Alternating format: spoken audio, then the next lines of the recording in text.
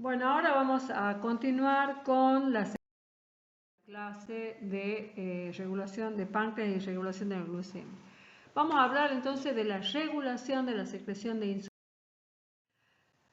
Veamos este esquema donde se ve que el aumento de glucosa en sangre hace que la glucosa entre por un transportador de glucosa que se llama GLUT. La sigla no es GLUT porque transporta glucosa, no. La sigla es GLUT por las siglas en inglés, que significa así, transportador no ligado, o sea, un ligate no ligado al sodio de glucosa. Este GLUT es el número 2. Y hay muchos GLUT, ya vamos a ver, y este está en las células beta del islote del páncreas.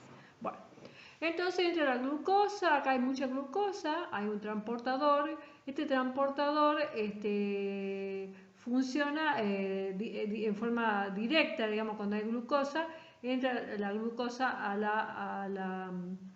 la célula. Y esta glucosa sigue el paso que usted ya ha visto en bioquímica, que hay una enzima que es la glucoquinasa, que la transforma en glucosa 6-fosfato. O sea, le da glucoquinasa, le da un fosfato, la fosfolila, en el carbono 6. Por eso se llama glucosa 6-fosfato. Hay otra enzima también que también hace esta función de fosforilar a la glucosa, que es una exoquinasa. Pero esta tiene una actividad baja comparada con la glucoquinasa.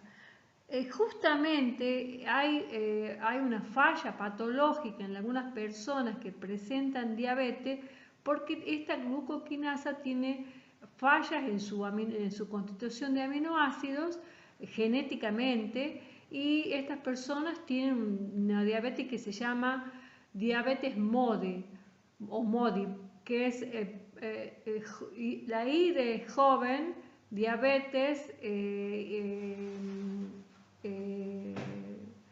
monogénica, ¿no es cierto? Enfermedad monogénica de diabetes juvenil. Esta glucoquinasa entonces es una diabetes parecida a la diabetes tipo 2, pero lo que sí es no insulino dependiente. Entonces esta ya vamos a ver que el tratamiento es muy parecido a la diabetes tipo 2. Lo van a ver ustedes adelante en otras materias, porque acá no vamos a ver tratamiento, pero les voy adelantando yo para que integren luego. Entonces acá volvemos a empezar, tenemos la glucosa, la glucoquinasa, se transforma en glucosa 6-fosfato. Esta glucosa 6-fosfato va a la mitocondria y cumple el ciclo de Krebs, que ustedes ya no lo vamos a decir acá, pero ya lo saben. Y esto produce, la glucosa, ¿qué produce? Aumenta el ATP. Acuérdense que se produce energía. Esta es energía química potencial que está puesta en esta molécula de ATP, adenosín trifosfato.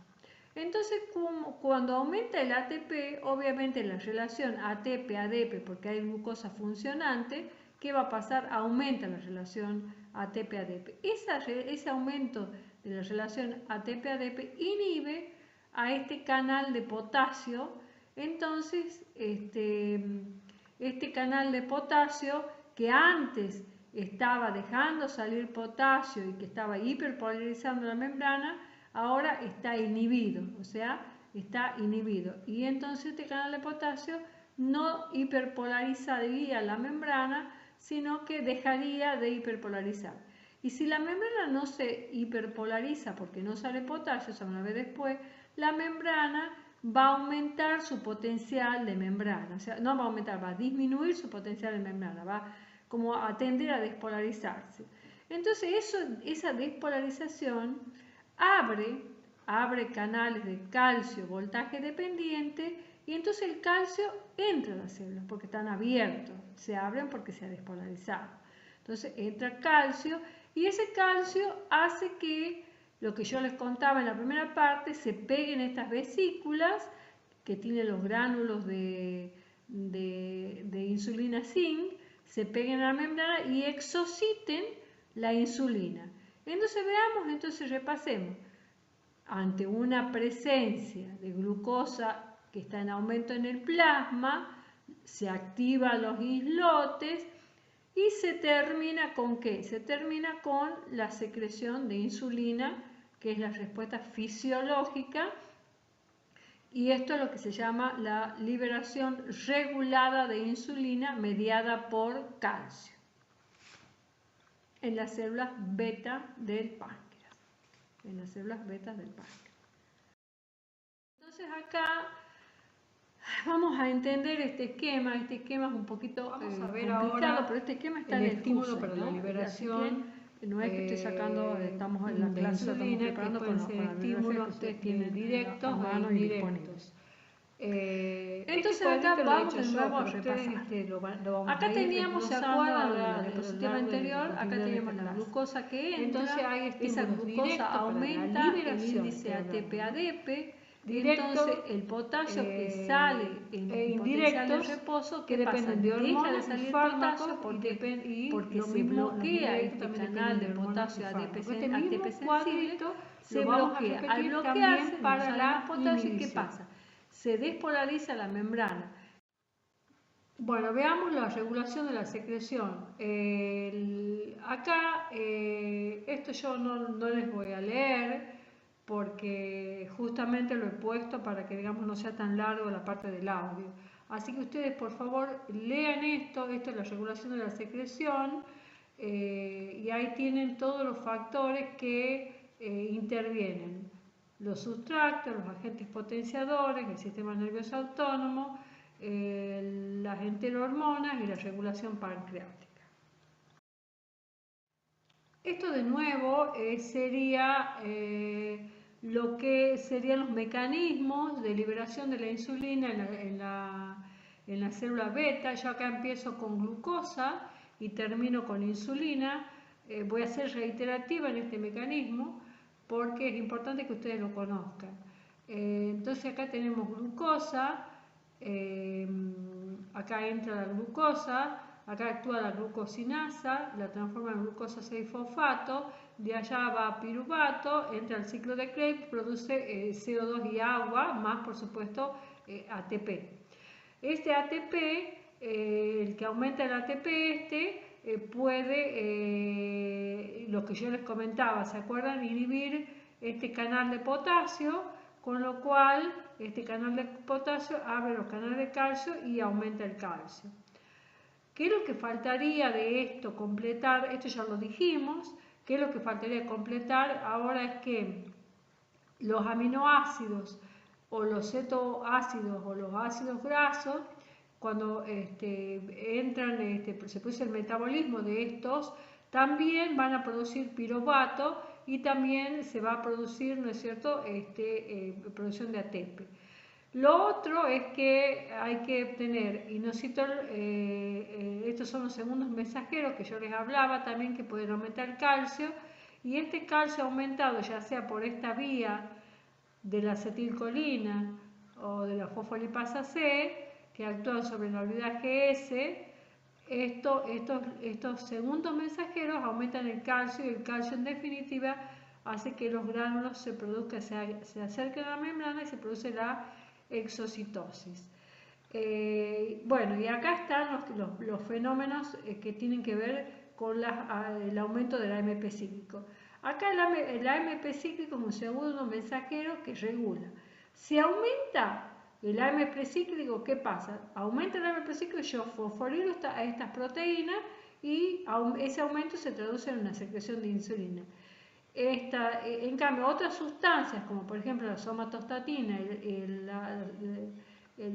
agonista beta adrenérgico o el alfa 2 adrenérgico o el estrés, lo que hacen es inhibir el AMP cíclico por una GI, y esta inhibición del AMP cíclico no deja que se produzca esta liberación de insulina.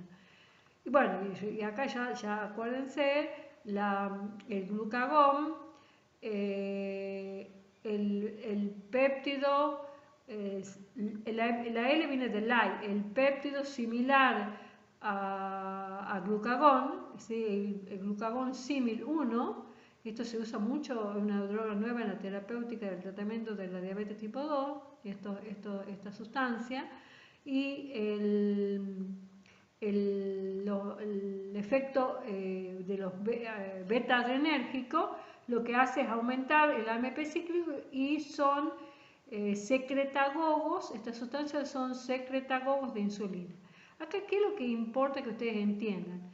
Esto, que el glucagón, ¿sí? Cuando aumenta la glucemia mucho, entonces acá tenemos un efecto que es del glucagón de estimular la secreción de insulina.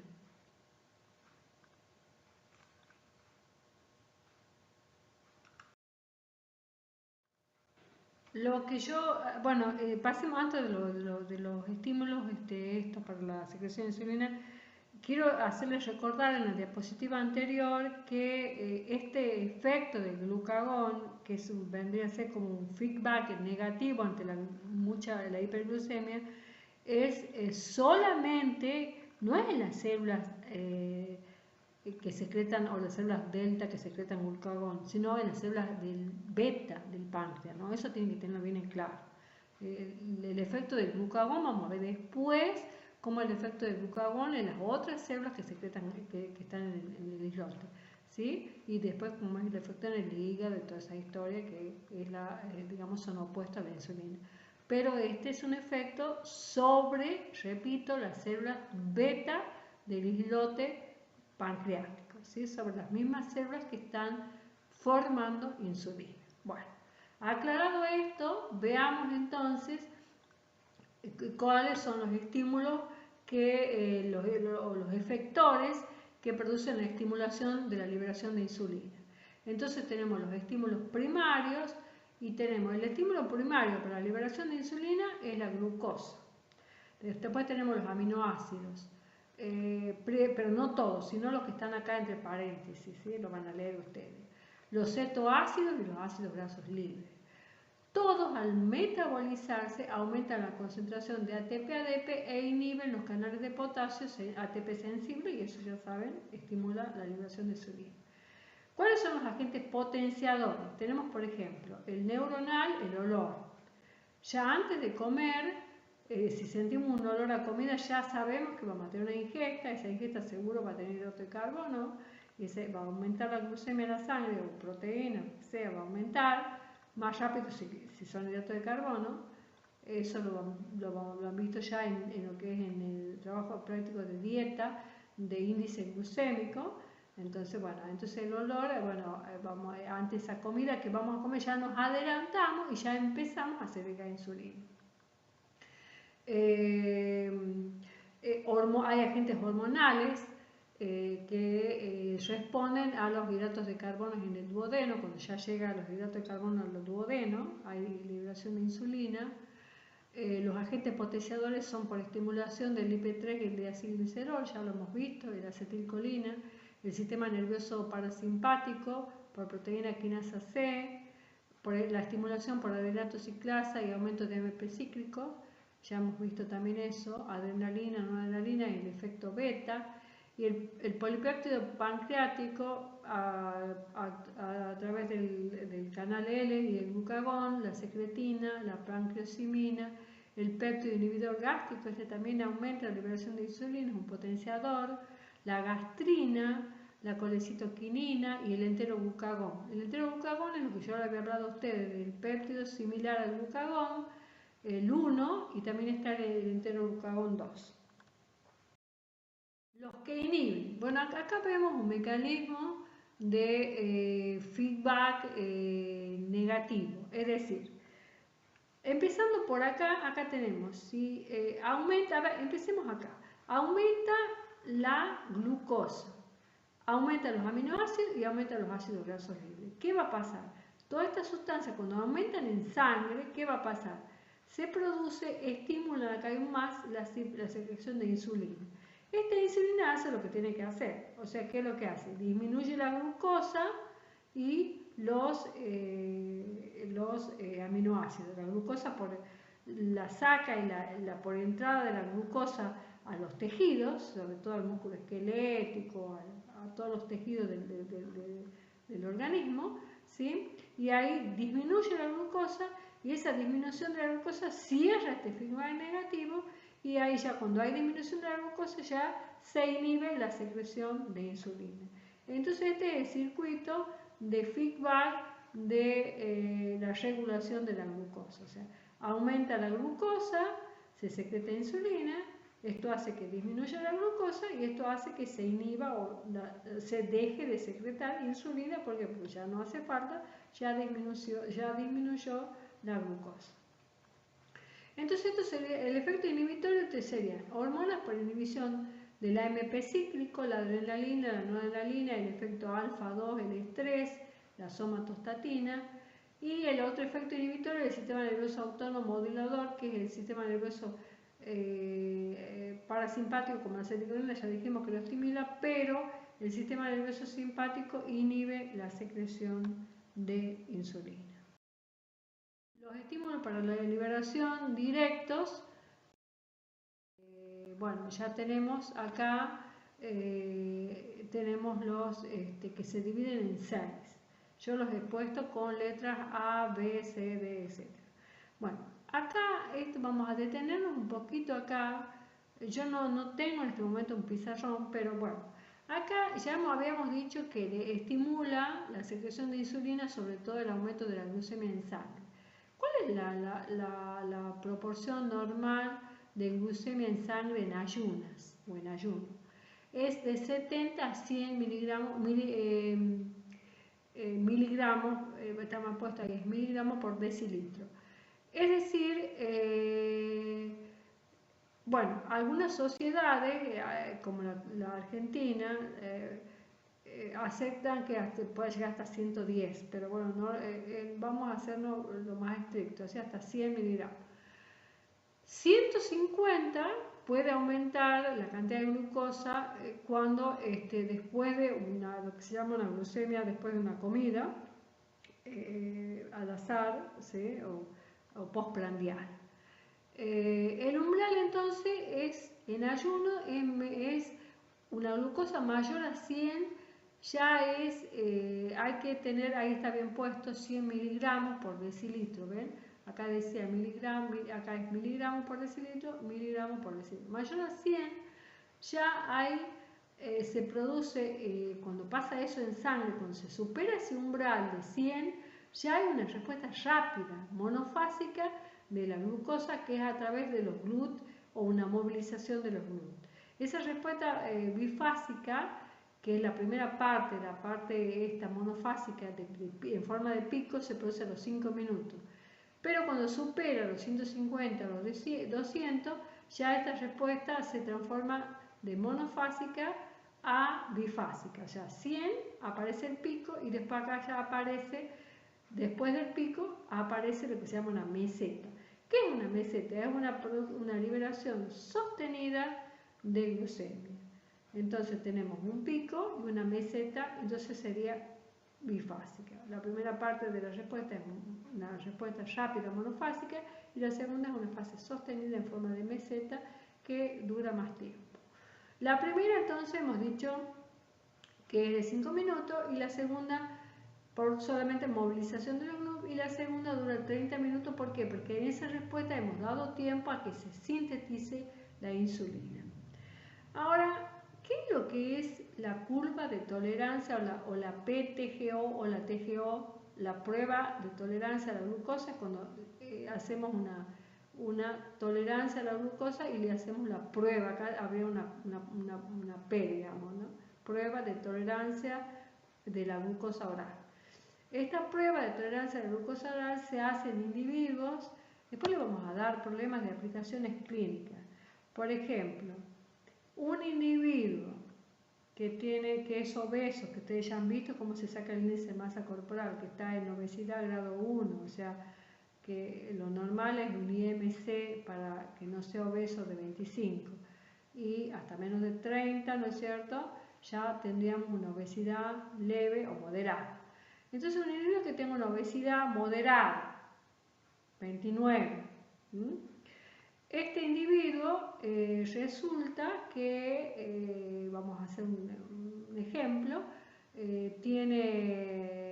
no hace ejercicio, no hace actividad física, Recientemente se fue a un cardiólogo, le hizo el análisis de los lípidos y le dijo que tenía disfunción en los lípidos, o sea, muchos lípidos en la sangre, y viene de una familia que viene obesa, además no se cuida en la dieta, come mucha comida rápida, el índice de masa corporal ha aumentado, las medidas antropométricas, por ejemplo, el índice de cintura ya con factor de riesgo mucho mayor a 110, casi 120.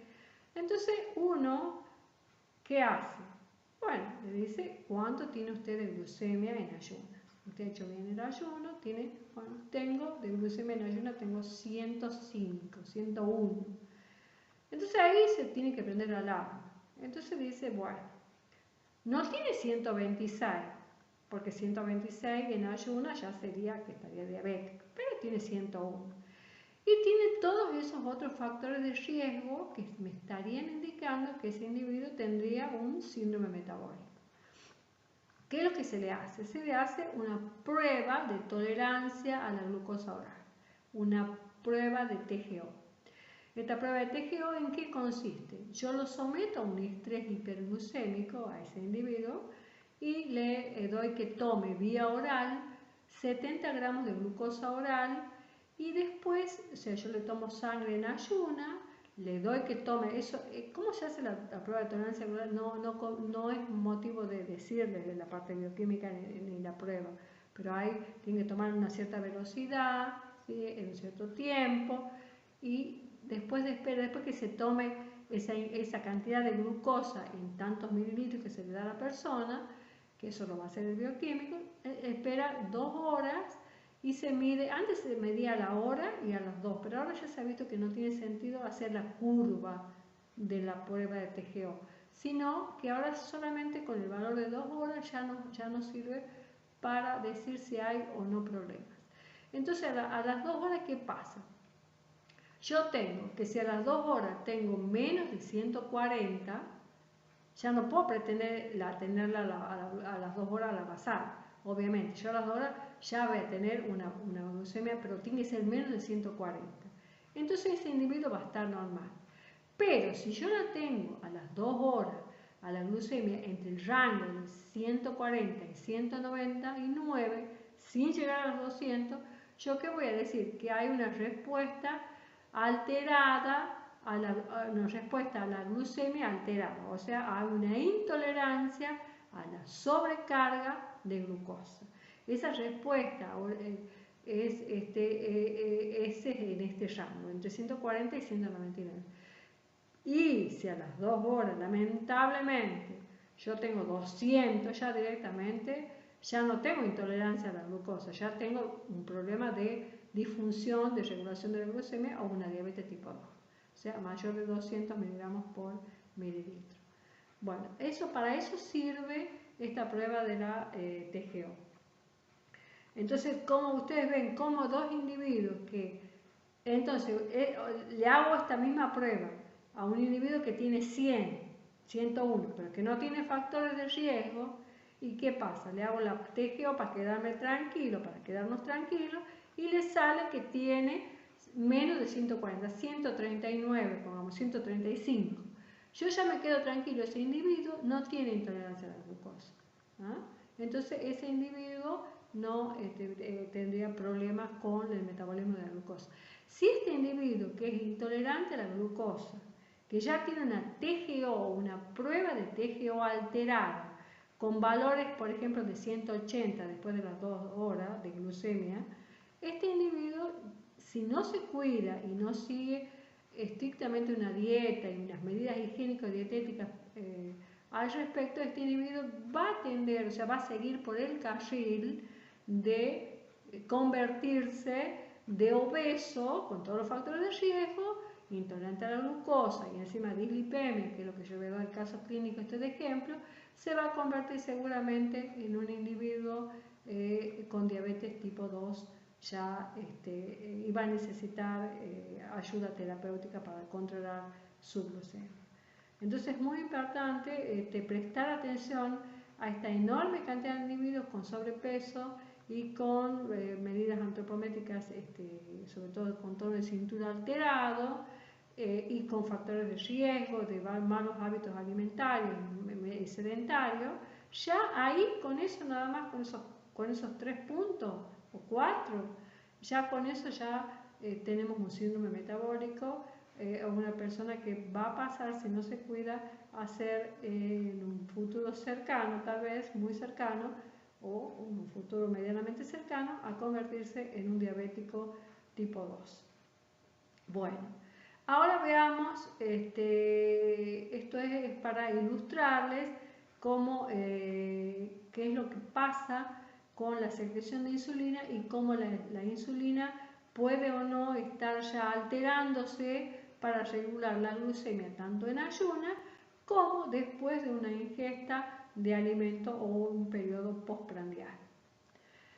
El otro estímulo que aumenta la secreción de insulina son los aminoácidos. Cuando yo como, se ingiere una comida rica en aminoácidos, por supuesto también hidrato de carbono, se aumenta la secreción de insulina.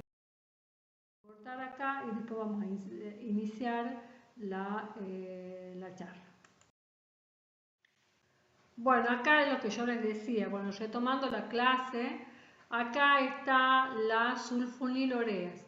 Acá está el esquema, recuérdense, acá está el canal de potasio ATP, acá está inhibido. Este canal de potasio ATP, a veces yo me desentiendo de todo este mecanismo interno, ¿sí? Y que me ayuda farmacológicamente. Este canal tiene un receptor de sulfonilureas que, ¿cuáles son las sulfonilureas? La glimepirida, la glibenclamida, ¿sí? Que se lo da a los pacientes tipo 2, diabéticos tipo 2. Entonces yo, este receptor de sulfonilurea está pegadito acá a este canal ATP sensible y hace lo mismo que si fuera el ATP, lo inhibe, ¿sí? Lo inhibe. Entonces al inhibirlo, ¿qué pasa? Ahí está la inhibición, se pega la sulfonilurea, esta sería una sulfonilurea, acá estaría el potasio y la sulfonilurea pegada, se inhibe este canal y al inhibirse pasa lo mismo que habíamos dicho antes, se produce la despolarización y entra el calcio. O sea que si yo no tengo daño autoinmune en la célula pancreática, sino que tengo falla en la secreción, yo me puedo tener un secretagogo farmacológico de glucemia ingiriendo una droga que se llama un derivado de la sulfonilurea que me va a hacer todo este proceso y va a terminar secretando insulina. Bueno, ahora veamos los factores que inhiben. Ahí tenemos los alfa-2 adrenérgicos, la pancreastatina y la somatostatina que lo hace en forma. Y ahora veamos los estímulos indirectos de la liberación. Tenemos las hormonas para la liberación, ahí están todas, no hace falta leerlas, las leen ustedes con tranquilidad, ¿sí? Los fármacos que estimulan son los alfa-2, ¿sí? Adrenérgicos, las drogas anticonceptivas, la ovovaína, la teofilina. Ahora eso mucho de farmacología, pero yo se los dejo ya para que lo vayan viendo ustedes. Y los inhibidores indirectos, tenemos también las hormonas y las drogas, las catecolaminas por inhibición de los AMP cíclicos, el alfa-2 por acción de la proteína G inhibitoria. Ya volvemos a repetir, la somatostatina, que inhibe el AMP cíclico también por AGI, por acción parágena, la hiperglucemia, la tiroxina, que es un hiperglucemiante. Las drogas indirectas inhibidoras son los betas, los indirectos serían los betas bloqueantes, como el atenolol, ¿sí? Los que estarían bloqueando esas acciones que estimularían. Por ejemplo, el atenolol es un bloqueante beta, y acuérdense que el beta adrenérgico estimulaba, entonces un inhibidor farmacológico lo va a inhibir. No quiero hablar de farmacología, pero ustedes cuando tienen una sustancia en farmacología, tienen una sustancia que se llama un agonista y otra sustancia es un antagonista. Por ejemplo, el agonista, ¿qué hace? Se une al receptor y produce un efecto biológico en la célula. El antagonista no deja que la sustancia se una al receptor. Entonces compite y tapona ese receptor y no se produce un efecto biológico. Esos son los antagonistas o bloqueantes. ¿Ah? Entonces, ¿cuáles son las características de los agonistas y de los antagonistas? De los agonistas son afinidad por el receptor y 2, actividad intrínseca positiva, ese efecto biológico. Y los antagonistas son mayor afinidad por el receptor, porque lo desplazan inclusive, y la segunda propiedad no la tienen, o sea, no tienen actividad intrínseca, o sea, no tienen efecto biológico, por eso son antagonistas. Bueno, entonces como antagonista tenemos, o inhibidor, tenemos los bloqueantes beta 1 adrenérgicos, el ejemplo es el atenolol, el imidazol que bloquea el AMP cíclico, los antagonistas de calcio que son las dihidropyridina, la nifedipina, el verapamil o los que son bloqueantes de tipo L, los abridores de canales de potasio como el cromacalin, los inhibidores del metabolismo de glucosa como el yodo acetato, que alteran los microtúbulos, la colchicina y el óxido de deuterio. Ahora hay situaciones como por ejemplo el ejercicio que aumenta la expresión de los GLUT1 y que están en los músculos y esos regulan la glucemia basal celular independiente de la insulina.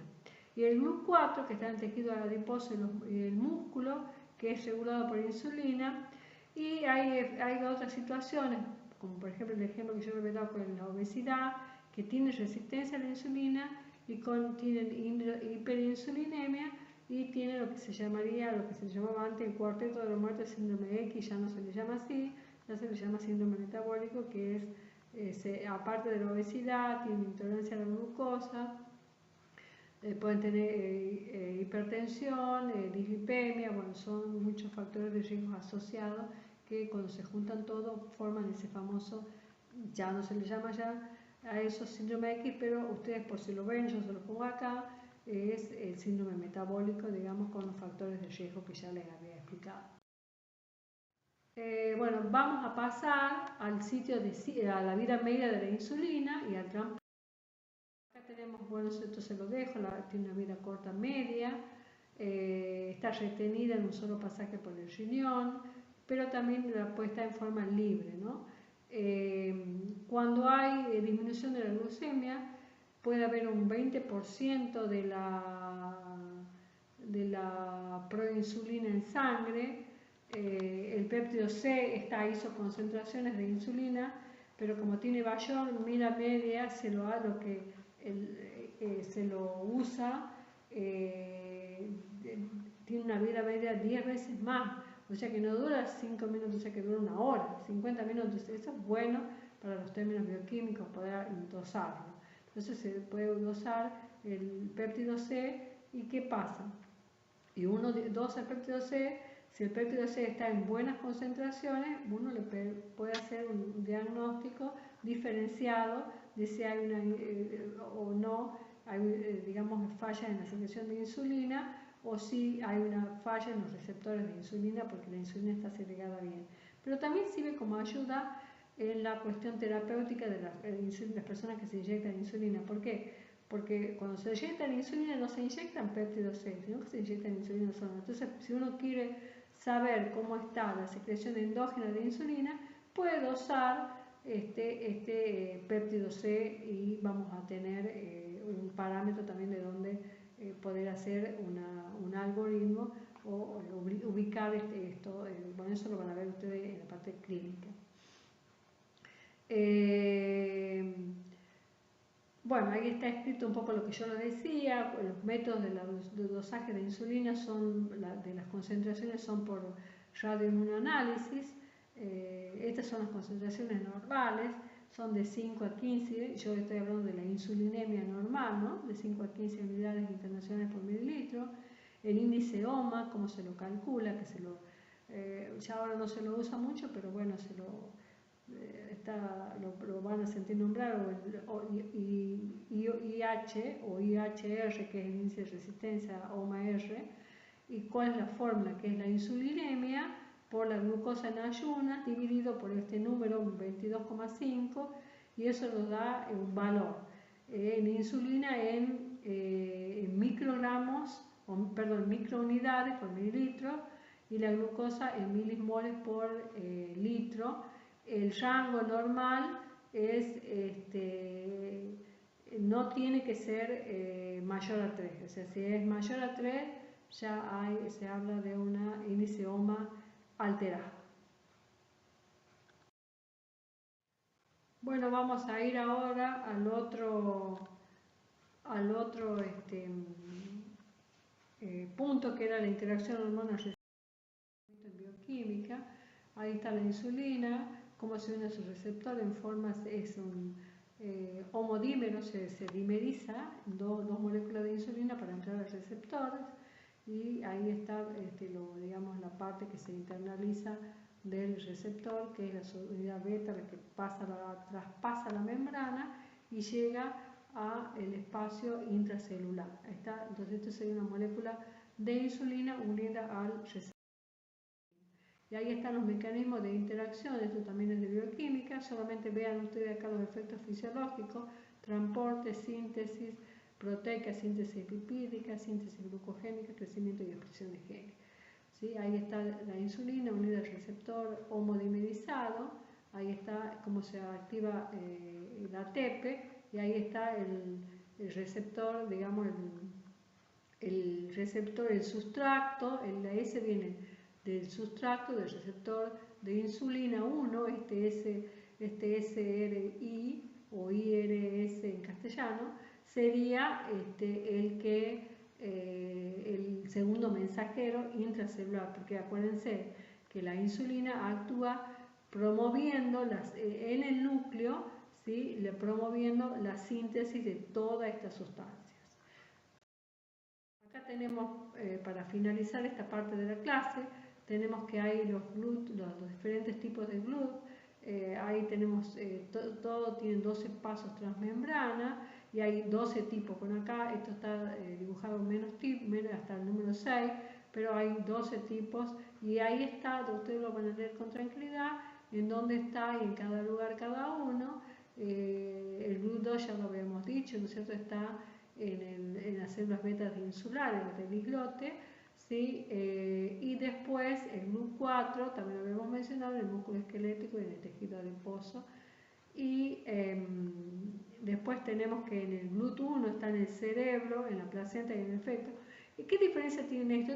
Que la regulación no necesitan que haya aumento de la glucemia, para que estos son independientes de la hiperglucemia para que esto funcione y liberen insulina, ¿no? Esto es bueno porque el cerebro así se convierte en un órgano más resistente a la glucopenia, o sea, a la deuda de glucemia.